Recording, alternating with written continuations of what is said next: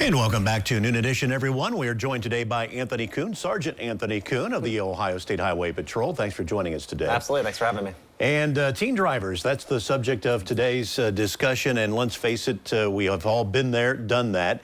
You get behind the wheel as a teenager and parents aren't around anymore and your friends are, and you're quickly influenced and you make some bad choices. Right. Yeah. And just a little lack of judgment and lack of experience goes a long way when you're out there driving with other heavy traffic. All right, let's look at a couple of the statistics that I've put together from the information that you sent to me. From 2021 to 2022, 31% of all crashes involved a teen or someone under the age of 24.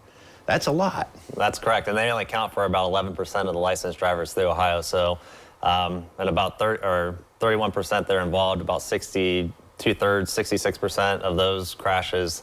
An action taken by those youthful drivers are actually causing those crashes. And those crashes resulting in 441 fatalities. That's the most important number because Absolutely. You guys don't want to show up at a crash scene and find a dead teenager and then have to go knock on someone's door. Yep, it's probably the worst part of the job that we have to do. Yep.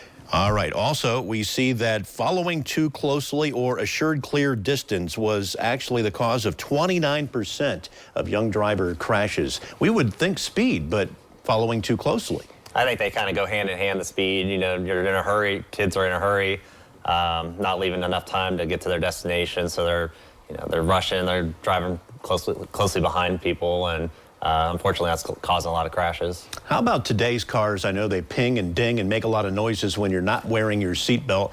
Are we seeing seatbelt usage by teens go up, or is it still a problem? It's still a problem. You see a lot of people like sitting on top of their seatbelt, so there's metal clips that you can get that just deactivates the alerts going on inside the car. So those are obviously big problems. Speeding, following too closely or unassured clear distance, and not wearing a seatbelt. Those are three things that could easily be solved. No, absolutely. They're 100% avoidable. Just like I said, just giving yourself enough time and making plans to get to your destination safely.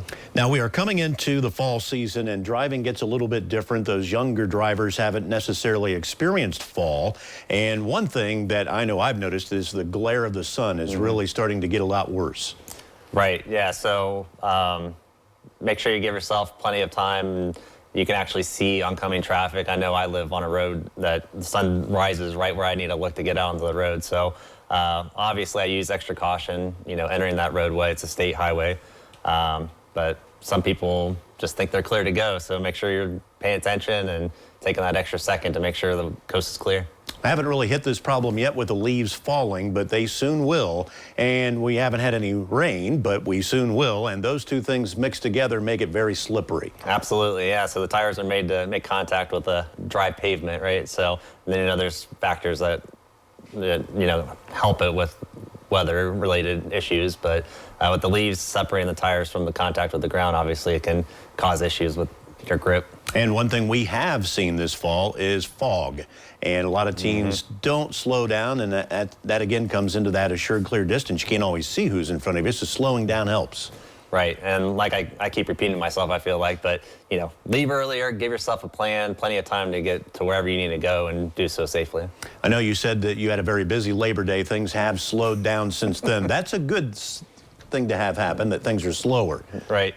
Yeah, some non-traffic related things happen over Labor Day, but yeah, even with holiday weekends, it gets busier. People are traveling, longer weekends and going to see family and stuff. Obviously, there's an increase in traffic that goes along with that, but things settling down. I mean, things are still happening, so definitely people are still out and about with school starting back up. So make sure you're, like I said, leaving yourself plenty of time to get to your destination. And we are talking about teens, and let's face it, they like to experiment with the drinking and driving, and that is a big no-no. Yeah, anything that, they're already inexperienced as it is. Anything that's going to disable their ability to operate that vehicle safely is a big no-no, obviously. So. All right. Sergeant Anthony Kuhn, thank you so much for your time today. And Holly is up next. She's got medical news on Noon Edition.